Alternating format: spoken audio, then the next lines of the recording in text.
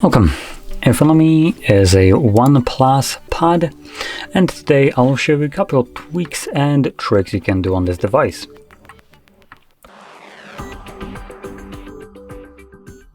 So let's just get straight into it by opening up settings, and we're going to navigate first to the home screen and lock screen. And in here we have things like home screen mode, which will allow you to change it from drawer mode to Apple-esque mode, I would probably call it, where you have all your apps in the middle of your home screen and you don't have an app drawer. So if you want that, you can change it right here. Now going back, we have another thing, which is the swipe down on home screen, and you have a couple options. By default it is set to shelf, but I personally prefer the notification drawer. So now when enabled and you swipe down, it actually gives you all your notifications and toggles, which is pretty nice. You don't have to now swipe from all the way from the top to actually get it. So yeah. Now moving on, going back to the home screen and lock screen, we have also double tap to turn off the screen. So that's one, and there should have been also turn on screen, unless it's in display and brightness. Or was I just mistaken? Possibly I just didn't see it correctly.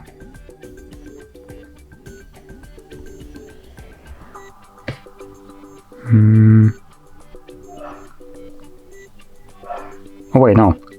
If I only read the entire thing. It's a double tap to wake or turn off. I literally read the last and turn off screen. So anyway, if you enable this, you can then do... Okay, it doesn't work in here. Hello?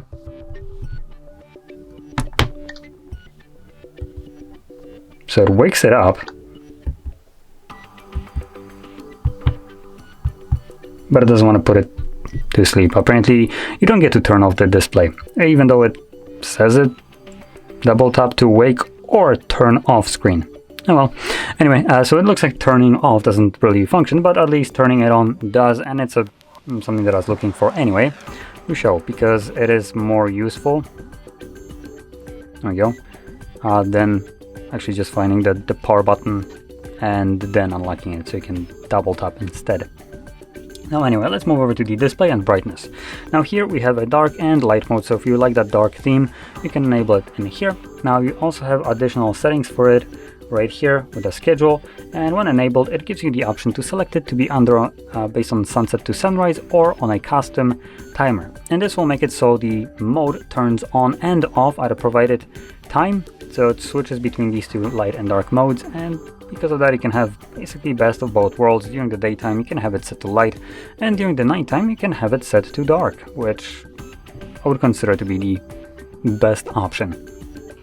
Now moving on to another thing, it's the natural tone display, which basically it's OnePlus. They're trying to rip off Apple, to be completely honest, and this is basically equivalent of True Tone display. It's almost named the same, but unlike Apple, they don't turn it on by default. Now there is a very little difference visible on the camera, which is a little bit odd. I think the camera is mitigating most of the changes, but basically what it does is tones down the blue light on the device. So when you're looking at the display, when you're used to it, it just looks white. But when you start toggling this on and off, when you toggle it on, the display starts to look more yellowish, and when you turn it off, it will then shift back to its blue color. So that is something that you can fiddle around with and see if you like it. Additionally, you also have the screen color mode, which will objectively do the same thing. So you have vivid, which will be turned on by default. Then we have natural, which makes it a little bit more kind of like yellowish, warm.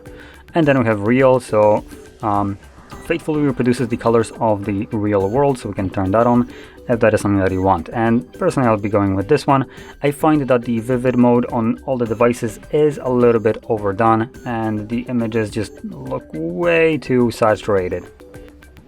Now with that being said, whatever you select right here, keep that in mind that it's also going to be affected by the natural tone display. So if you have it set already to real, which I did for myself, it already adds a little bit of this warm tone to it. If you also enable the natural tone display, it will make it even farther more like warmish yellowish tone. So it might not be something that you want. Now, like I said, camera is completely failing to pick up the difference. You can see it a little bit right now, just like a change in the hue, but in person it's actually more, well, much more significant of a difference when you enable it. So just fiddle around and see what you like. Now, moving on a little bit further down, we have the video enhanced engine, as it's called, and we have two different things in here. We have the image sharpener, and it just shows you a video, not an image, but okay, I guess whatever. And you can just see kind of a difference. Now it might be a little bit hard to miss. I'm gonna bring it a little bit closer. Pay attention to the B. It looks very pixelated. And then once it swipes to the other side, it just looks a little bit sharper. So that's basically what it does. This simply tries to take an image that you are viewing and then make it sharper, higher quality. Assuming you're viewing something that is in low quality, obviously. Now keep in mind that this will, as you can see, increase your battery usage, because it will be just kind of hammering down your processor to do this. So it will need more power, and because of that it will drain your battery a little bit quicker, but luckily it's only going to be utilized on images and nothing really else. Now below that we also have a video color boost. Now this one also states that it will use your battery up a little bit more, but in this case I don't think it's much of a difference, considering what it does is just changes the saturation, exposure and contrasts. So you can kind of see the difference. It's very subtle and it does make the image look a little bit better. So I'll probably turn that on. Now, with that being said, there is one last thing that I'm gonna go into, which is the screen refresh rate at the very bottom. And by default it is set to high, which basically allows the device to run at 144 Hz refresh rate. And it says a maximum refresh rate of 144. So that leads me to believe that it will tone it down to something like 60 or maybe even lower if you're not using it. Now that is something that we can actually check out right now. So I'm gonna enable the developer settings. Oh, actually it's gonna be right here.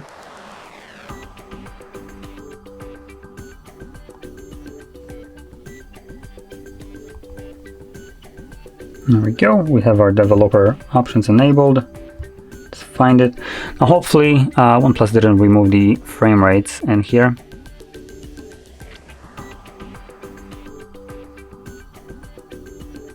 There we go, show refresh rate, so we can enable it.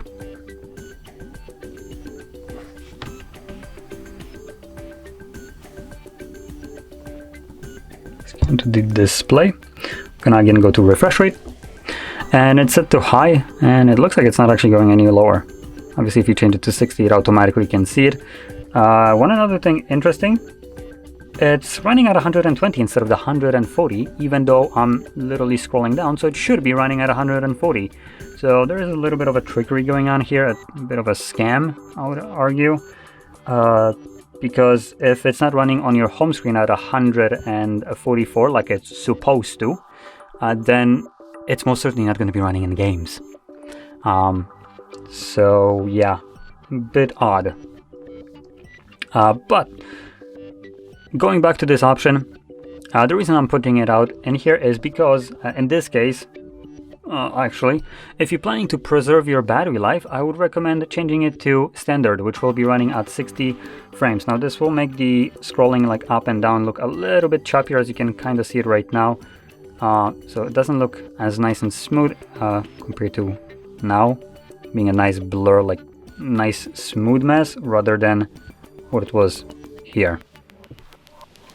So that's basically the difference. It just makes the images, as you can see right here, look a little bit more smooth when you're scrolling or doing any kind of action, but it will cost you your battery life. And this only affects screen on time.